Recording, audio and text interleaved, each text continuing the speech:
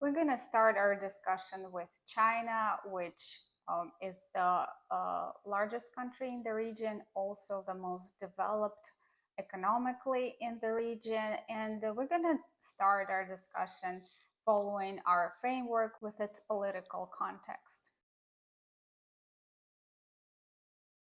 China is a communist country that has a one-party system authoritarian dictatorship. It has no direct or competitive elections for the national executive leaders, and most officials there are appointed by the party. Political positions that are directly elected exist only at the lowest level. We're talking about counties, we're talking about villages, and even then, independent candidates for these positions are very often kept off the ballot and out of office through intimidation, harassment, fraud, and in some cases even detention. Xi Jinping is the general secretary of the Chinese Communist Party, and he is also the president of China since 2013.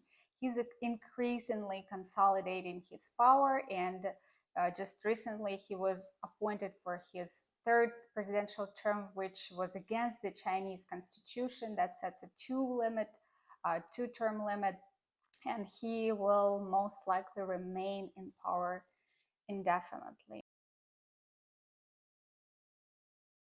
In terms of economy, its economy is upper middle income. It is a developing economy, mixed socialist market model, which means it has private businesses, but public and state-owned enterprises dominate.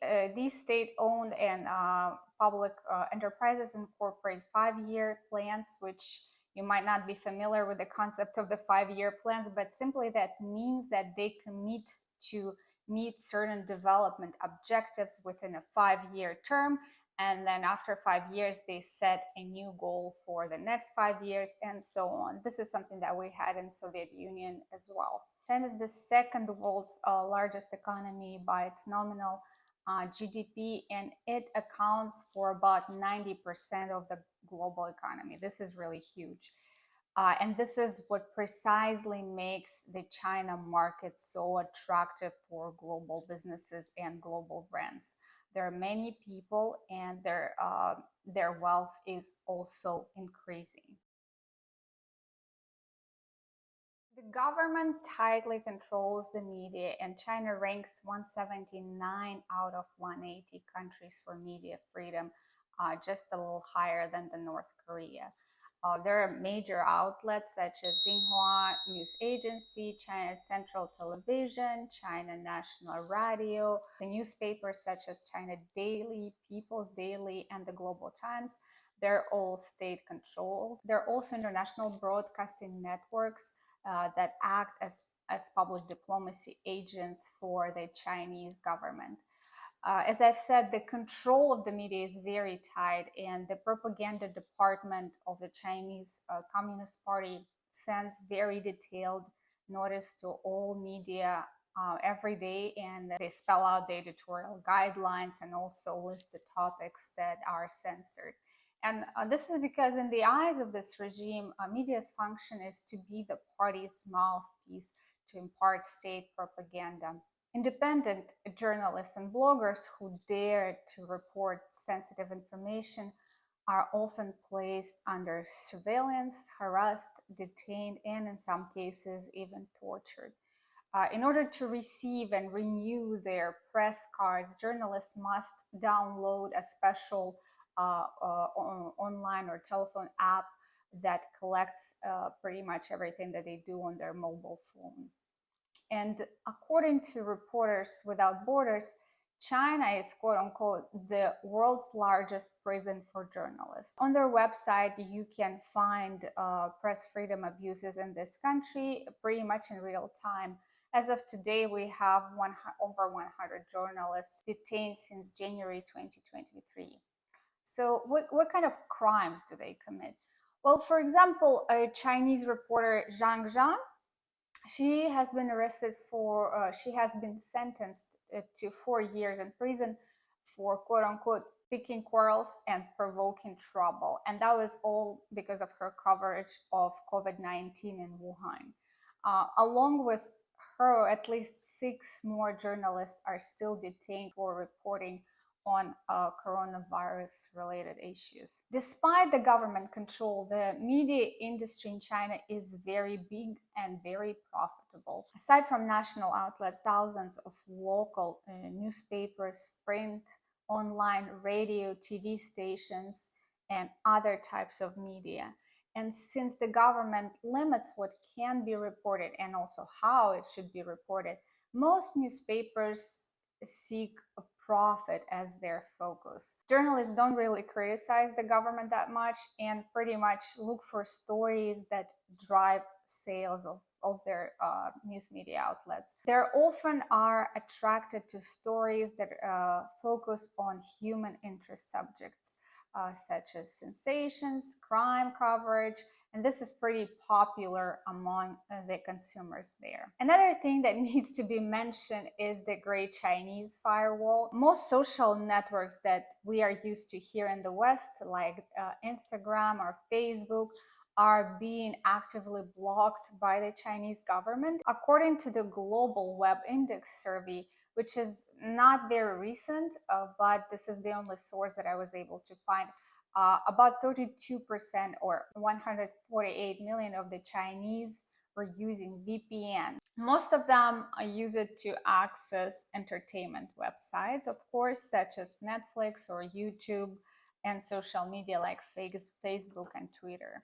Now, what does the government do about the use of VPN and the attempts of people to work around the Great Chinese Firewall? Well, the Chinese government has been threatening to ban all the VPNs and even took some steps to remove all VPNs from China's Apple Web Store. Yet, so far, using VPN in the country is legal, and there haven't been any arrests for that. You also need to remember that the Chinese people have their own social media websites and apps like WeChat or Weibo, and both of them are very powerful marketing tools and are very useful for advertising strategies. So make sure that you research their online media market as well.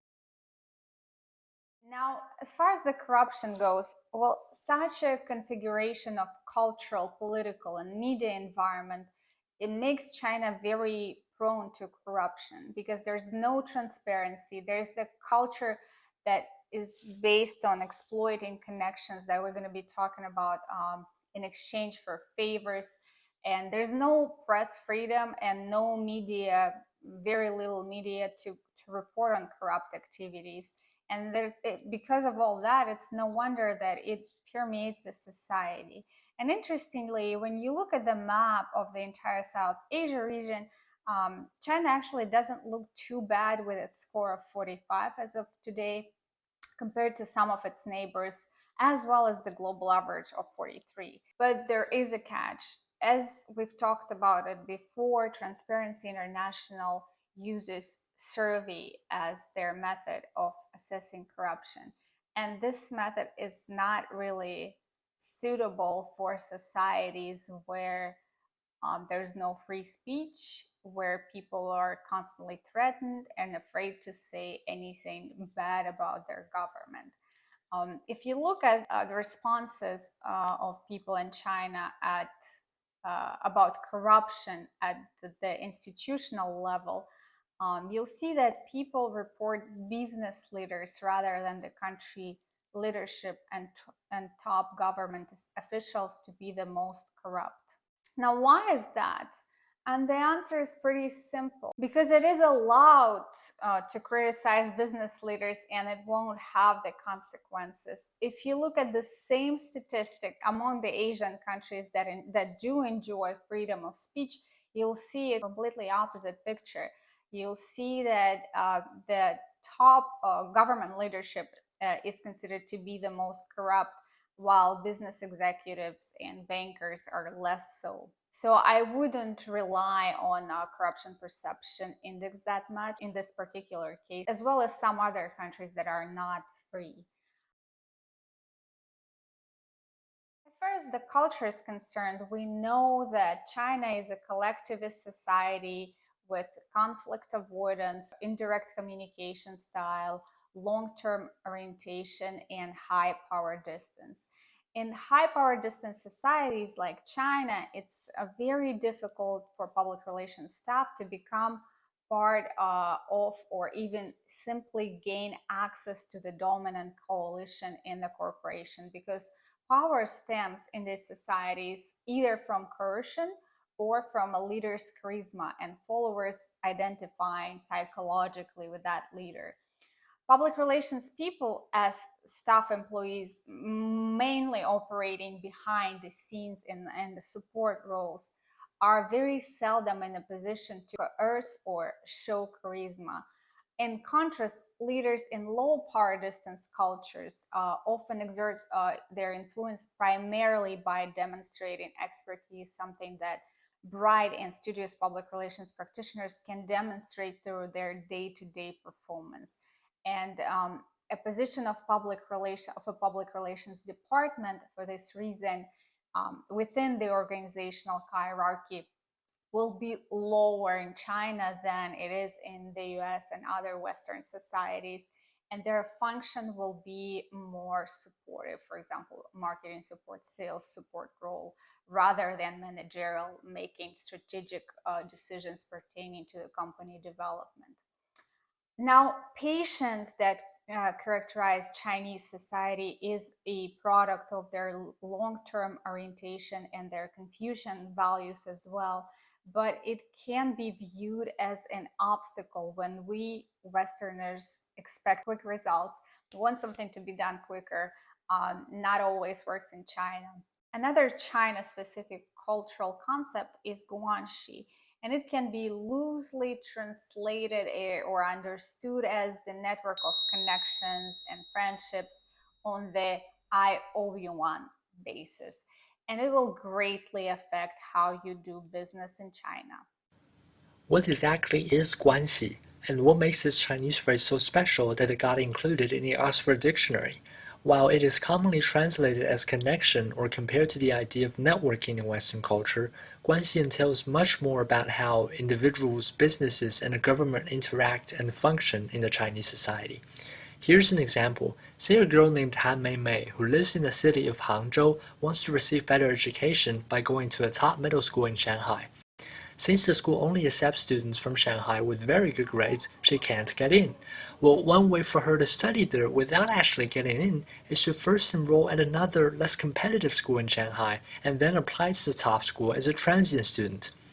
The problem is she can't get into that school either, because neither is she a citizen of Shanghai nor does she have legal residency there, so she appears to have gone into a dead end. Now let's see how guanxi can work magic here. Han Meimei's mom is an entrepreneur in Hangzhou with plenty of close connections to other entrepreneurs, one of whom owns a company in Shanghai. She decides to ask him a favor, and he agrees to fake some paperwork and hire her as an out-of-state specialist. Of course, Han Meimei's mom doesn't actually have to work at his company, but the fake paperwork got her the specialist status and enabled her family, including Han Meimei, to have legal residency in Shanghai. First problem solved. Now, Han Meimei's father also has some connection that ultimately leads to a school official of the top school that Han Meimei wants to go to. So again, he asks for a favor, and the school official agrees to accept her as a transient student and to maintain her student status over the course of her middle school study. Voila! It goes without saying that Han Meimei's parents have to thank their connections by, for example, sending gifts or inviting them to dinner, but more importantly, when in the future the connections need a favor that's within their scope of power, they will have to go out of their way to help. In fact, failure to return the favor is considered an unforgivable offense, which will not only terminate the guanxi immediately, but also lead to negative consequences in multiple facets of one's life. We can try to break down relevant social interactions into categories. If we start at the most innocent end, we first have sharing public information. This is mostly equivalent to just hanging out. The second level is sharing private information. This type of information isn't exactly confidential per se, and it isn't really illegal to share them, but it definitely takes some solid, powerful connections to get them. In our example, Han Meimei's parents figured out the whole plan by talking to different people and learning the intricate details of the middle school admission process. The third level is what we like to call favors, doing things within one's scope of power to help their connections achieve their goals. These favors, or tricks really, often utilize loopholes in rules and regulations. For example, hiring someone without needing him or her actually working for you, that's not exactly illegal. Even if it is technically illegal, these favors are so common that it's impossible to track. That leaves us with the fourth level, corruption. These are things that are definitely illegal. For example, directly giving a high-ranking position to some underqualified connection. These people will not be able to get away with their misuse of power. So if we take a look at this spectrum, it is really level 2 and 3 that are quintessential guanxi, the types of interactions that aren't really illegal but have so much nuances in them that they have a lot of implications to the social functions of the Chinese society. Some argue that the reason why Guanxi dominates in China stems back to the age of Confucius. His doctrine, which has huge impacts on Chinese culture, teaches that everyone should be part of multiple social relationships and not isolated. These relationships include family, friendship, classmates, colleagues, etc., which provide the backbone for all modern age Guanxi. Confucius also said something along the lines of, "The favor of a drop of water shall be returned by a whole river," which emphasized the importance of reciprocity, which of course is how Guanxi is maintained. A more recent origin of Guanxi relates to the changes in the structure of the workforce. In the Mao Zedong era, people were assigned to state-owned places of employment called danwei, or work units. Workers are bound to their work unit for life, forming particularly strong bonds with their work unit colleagues. After Deng Xiaoping's economic reforms, it became possible to work at private enterprises and multinational corporations. The previously unheard of job hopping slowly gained popularity. Some believe that it is at this point in time that modern age Guanxi started to take form. Right after the reforms, the legal and institutional protection that we now take for granted in developed countries were very incomplete, if not totally non-existent. So the former work unit colleagues, now at their respective new work environments, seek help and protection from each other by doing favors using their new scope of power. Even as the legal system improved during the past 30 years, this habit of seeking help and protection from people and relationships instead of relying on rules and policies remained. And that is the essence of Guanxi. Bottom line is, Guanxi provided stability to Chinese society when incomplete legal and institutional systems failed to do so. It's a game that's fair and square. In order to compete for scarce resources, people use not only rational and quantified criteria, but also their ability to create and sustain a multitude of meaningful relationships. So guanxi permeates all layers of social interactions in China, and therefore it affects how the business in the country is conducted. And to be fair, while the term itself, guanxi, is China specific, the concept of doing favor to each other as a future investment, so to speak, in other words, expecting that one will return a favor when you need it, is actually pretty common in other collectivist societies as well. Whereas things like self-reliance and self-sufficiency are mostly a Western thing, and it is a product of individualist values. So for a Western practitioner, guanxi poses certain challenges.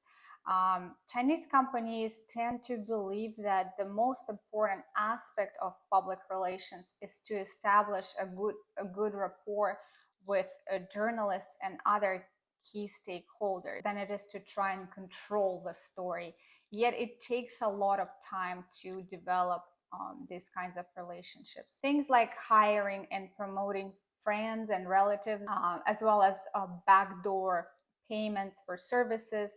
They're supposed to be free. These things are seen as nepotism and borderline corruption by people in the West, but they're very widely viewed as respectful gifts and innocent favors in China. Another thing that stems from guanxi's Chinese tendency to talk in rather personal ways about their colleagues, friends, and at work, and this can be a concern for internal relations practitioners. Taken together, Chinese collectivism and their long-term orientation also contribute to a major idiosyncrasy of the Chinese culture, the focus on preservation of face. In China, losing face is considered to be worse than loss of a limb.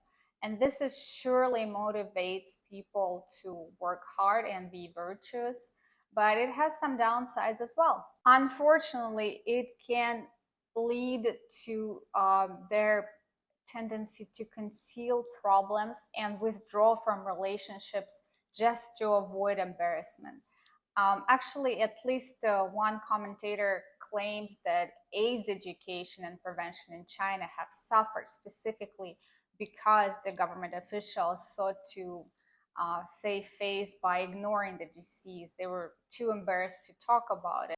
So lack of open dialogue can actually impede awareness campaigns and educational efforts, and that prevents the dissemination of some crucial information that can actually help people. Things like telling white lies, sweeping problems under the rug is very common in Confucian countries, specifically due to a concern about saving face. Another example is the 2008 Chinese milk scandal. So right before the Olympics in 2008, a Chinese company discovered that its baby formula and also some other milk products were contaminated by an industrial chemical that caused kidney stone.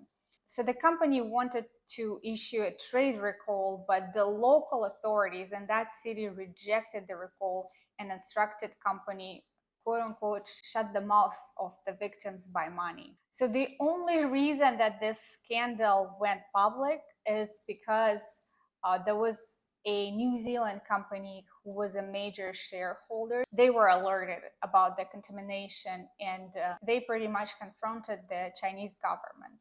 Now, more recently, we all witnessed the initial attempts to cover up the spread of the COVID-19 in Wuhan instead of actually addressing the spread of the virus. So they were controlling the coverage in Chinese media, of course. They were trying to silence the doctors who went public, revoking credentials from Western reporters as well. And many experts actually say that it is the Chinese government's actions at the beginning of the epidemic enabled coronavirus to go global, to go viral. They say that they were trying to control the spread of the news rather than the actual virus. Their actions were in part driven by the embarrassment that yet another pathogen originated on the Chinese soil. The history of public relations in China is very closely linked to the history of the country in general, as everywhere. The introduction stage, it is when the public relations practice was introduced into China, lasted approximately from 1980s to 1985, so 5 years. And it was paralleling the beginning of the economic reforms. Before the 1980s, public relations in China mainly was in the shape of communist propaganda. So the economic reforms drove the development of public relations in the country. So what were these reforms? Well, mainly privatization. Before the 1980s, the economy in China, like in the USSR, was fully planned and managed by the government. All property in the country was the government property. So they began their gradual transitions to the market economy. And as we know, if there is a free market, if there is a competition, there is a need for public relations. And as it often happens with newly introduced concepts, the roles and functions of public relations back then were often misunderstood. Public relations in China for a long time was, and in some places still, is understood as guest relations, translation services, guiding tours, and other hospitality related activities. And that was the time when the term Miss PR emerged. So Miss PR is pretty much a stereotypical label for young, pretty, and a silly girl who lacks drive, professional training, and ability to think strategically, and whose job mainly involves superficial tasks and entertaining guests. From 1986 to June 1989, public relations saw an upsurge. During that period, many people became aware and more interested in public relations, and it actually became a buzzword. And at that time, many public relations associations and public relations offices and departments were set up in the country. In addition, that was the time when formal public relations education and training began in Chinese universities, and many books and articles on PR were translated from English to Chinese. Everything changed in June 1989 with the famous student pro-democracy protests in Tiananmen Square. The protests called for more democratic reforms, more freedom, such as freedom of speech, freedom of the press, and also they wanted to put an end to the government corruption. They also demanded dialogue with the government and greater accountability from the Chinese officials. And as we know now, the protests were forcibly suppressed, and they left hundreds of protesters killed by the government troops. The Chinese government expectedly blamed the West, that it was all orchestrated by the United States, and they started scrutinizing all the Western ideas and practices, and public relations was one of the practices that actually came under fire. And as a result, from 1992, there was a decline of public relations in China. And during that stage, a lot of public relations firms, departments, and associations were eliminated, and the Ministry of Education refused to accredit public relations as a course of study in Chinese universities. And in addition, there was a slowdown in the economy. So emerging private sector was affected by the Asian financial crisis. So businesses and organizations also had to cut their expenses on public relations. With the beginning of the new millennium, public relations in China actually began to rebound. And there were two major events that contributed to revitalization of the profession. One of them was the election of Beijing as the hosting city for 2008 Olympics, and that was announced in 2002, and that's when they started the preparation.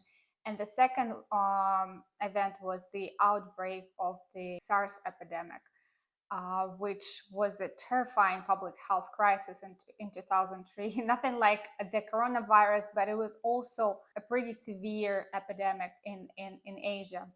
And in both of those cases, public relations strategies and tactics were implemented so successfully that the government came to realize that public relations programs, if executed properly, can actually help. And right now, public relations education in China is very diverse. It is offered in departments of journalism and mass communications, like here at UF, also in units that focus on speech and interpersonal communication, and in some other interdisciplinary programs. With the widespread of the internet, even with the Chinese firewall and all the restrictions that come with it, with the total control of the media, it looks like public relations still is there to stay. The COVID-19 pandemic and its handling by the Chinese government was actually a major blow to Chinese international image. However, it is also clear that the Chinese government tries to take advantage of the situation and try to rewrite the history. The Center of Strategic and International Studies calls its efforts COVID-19 diplomacy. For example, China provides medical aid and vaccines to other countries. However, this often comes with some strings attached, and that includes Chinese requests that countries show gratitude towards Beijing and support Chinese foreign policy objectives. In addition, the overwhelming majority of China's public health diplomacy come in the form of commercial sales rather than donations. Yet we know it because we look into sources like the Center for Strategic and International Studies. Most people don't. Yet Beijing projects the impression that most of these Chinese medical supplies and vaccines have been donated. Also, while the United States and many other wealthy countries have donated large quantities of vaccines to COVAX, this is a global initiative that promotes equitable access to COVID-19 vaccines, China predominantly engages countries bilaterally to augment its bilateral influence. In plain English, while the US and other Western countries donate their vaccines to a large donation box, donation bank, and then the COVAX distributes those to where these vaccines are needed, China gives their vaccines directly to countries, making sure that its good deed doesn't go unnoticed and the recipient knows who to thank. Yet, despite all this, China is one of the largest economies, with its citizens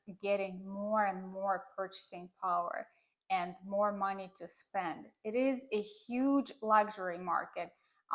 About 15% of the total world's market accounts for China alone. Apparel market is comparable to that of the USA, and its food market is even bigger than the United States, which will likely be reflected in student presentations, because most of the campaign cases that I see submitted, they're for either food in China or drinks. All of that means that the demand in public relations in China will continue to grow, and it will be in our power and in our best interest to push for more transparency as our companies continue to invest in the Chinese economy.